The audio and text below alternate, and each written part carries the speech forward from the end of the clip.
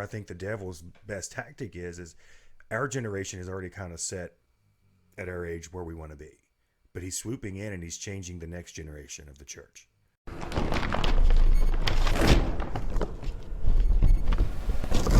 And that's kind of the point that I'm at. How do I reconcile that with my circumstances? Is how do I've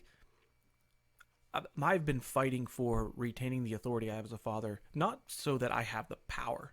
The narrative is that, and this is quoted in a court order, Dad is operating in military mode, and in that mode, he expects everyone to do what he says. He's a power-hungry, tyrannical monster that is dictating how everyone lives.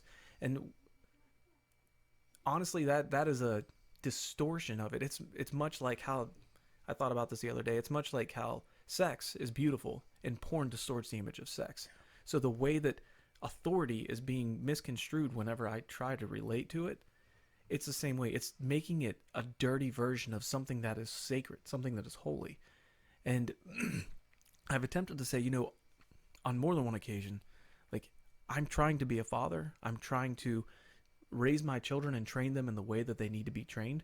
But in this day and age, that's not the narrative that people want to hear, because children's feelings are the most important thing in the world. Well, when you shared that, feelings, I should say. You shared that, and that was one of those things that, like, so then by that definition, and I think we would all be bad fathers, because if I have my kids, if I tell them I want them to do something, yes, I expect them to do that.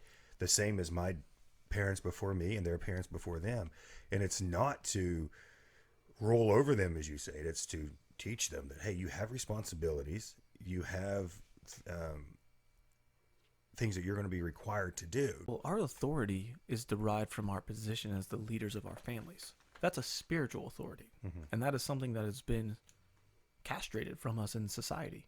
Well, now you have a court system that's taking that away. Dude, it's not nonsense. Kidding. So now we have society reinforcing these values that the voice of a father carries no weight or authority. If we do that, and this is where I think the devil, I'm sorry, I just wanted to swing this in there, where I think the devil's best tactic is our generation is already kind of set at our age where we want to be, but he's swooping in and he's changing the next generation of the church.